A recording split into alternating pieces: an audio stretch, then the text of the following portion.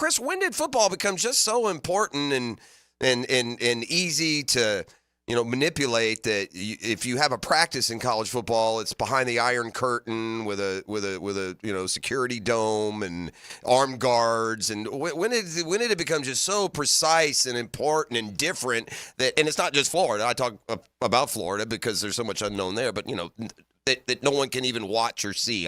When did that happen? Because I can remember watching y'all throw it around like nobody's business in practice. I was going to say, I think I might blame some of you guys because I remember I want to say it was before Tennessee week. There's always news and notes. Everybody was reporting on what they saw in practice, and somebody wrote something about me throwing a pass in practice. And then at that point in time, Coach Berger got pretty upset.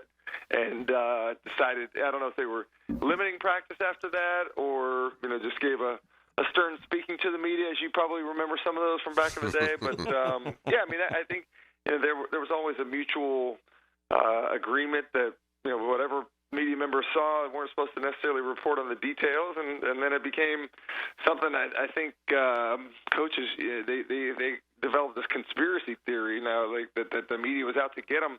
I think one of the guys that probably embraced the media more than anybody, surprisingly, was Coach Saban. And remember, he started doing some of those all-access shows and letting the media around a little bit more and realizing the benefit of the advertisement that you get for your program when you're allowing the media around. So it was one of the more interesting conversations I had with Gene Chizik. He was talking about, as he was a coach at Auburn, he just felt like it was such an adversarial relationship that he felt like there was always something that the media was trying to do to negatively impact his program. But after being on the media side, he realized the job that the media has and the value that they can bring. And so I think a lot of coaches are figuring out the access side of things, but in terms of the practice, we don't see a whole lot of access. I think LSU may be the only team in the league right now that's letting the media come in for the entirety of the practices. Wow. So it's like you get to – opening day for fans has always been a little bit like Christmas, but your team is like a Christmas gift. You open it up and you pray it's something great, or it's a gift from your aunt and it's a pink bunny suit, and you go, oh my God, what have I got here? Well, it's worse than that because not only is that true, but it's being advertised. Yes. The gift is being advertised as being this great gift, yes. And sometimes it doesn't turn out that way. I found myself the other day talking about, I'm hearing they're very optimistic about this, they're very optimistic about that. Yeah.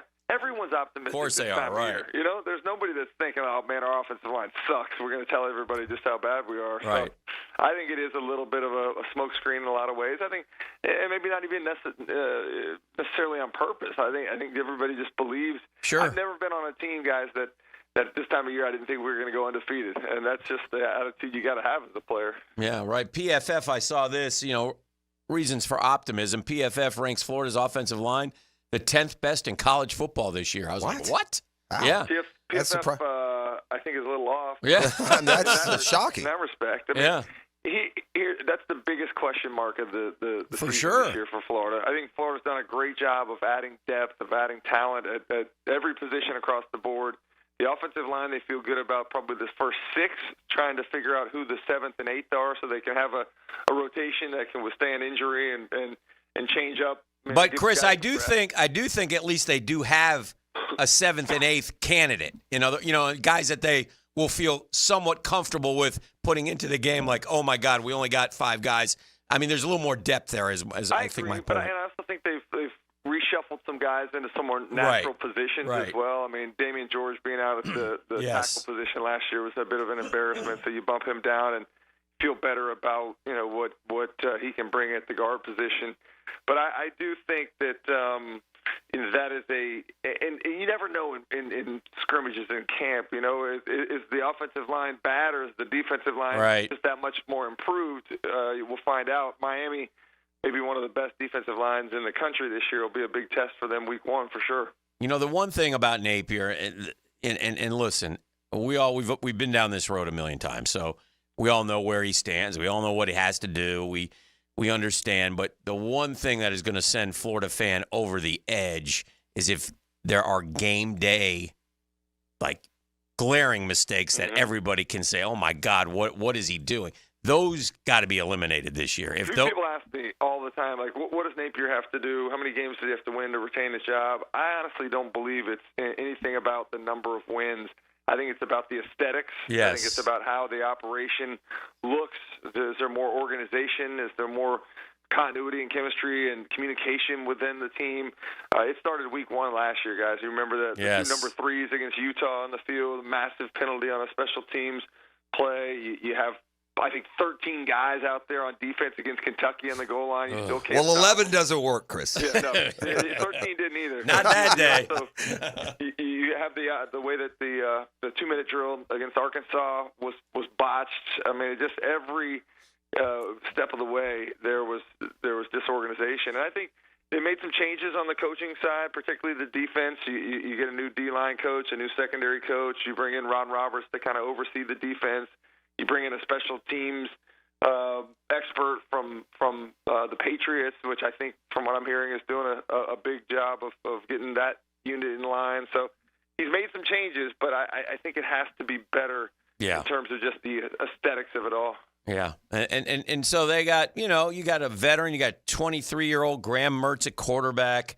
You've got some, if the O-line is the 10th best offensive line, then I will completely change what my forecast would be, to be honest. There's no doubt. I think we if all that's true. I think we all agree with Chris, though, that is 100%. I'm just curious how they got there. Yeah. Please be right. I mean, if that's the case, we're talking 8-4, 9-3 kind of football team, I would think. They may have graded out. Maybe graded out that way. But I do think the thing that not enough people are talking about, and I love the optimism. Everybody loves the shiny new quarterback. DJ Lagway will be good in the future.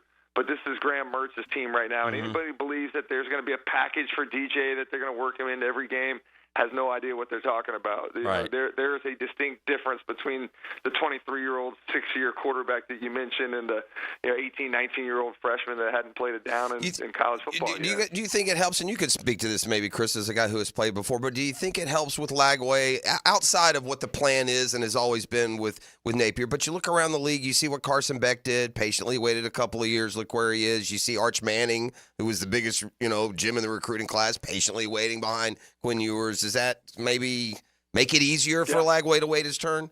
I think it doesn't. It's not a Lagway thing. Like, I love the attitude that DJ has. I love the attitude that DJ's father has. They've been very outspoken about how grateful they are about Graham Mertz being there and how much DJ's benefiting from the time that he's being able to watch and learn. Like, this is going to be the best thing that could have ever happened for DJ. Like, going in and playing as a true freshman in the SEC, that could be damaging in a lot of ways. I go back. Remember David Carr as a rookie playing at Houston behind that offensive line, getting killed. I think killed. That set him back forever. I don't know if he ever recovered from it. So it's a team that I think that has really good play around the quarterback position this year, with the question mark being the offensive line. But they're better at the pass catcher position. When Montrell's back, even with the loss of Etienne, I think that's a really good group of running backs. But it all depends on what the offensive line can allow you to run and pass protect. We'll talk about that more next week as well. A couple of quick thoughts with you, Chris Doering, our guest here. He'll be with us every Tuesday throughout the football season. FSU and Georgia Tech.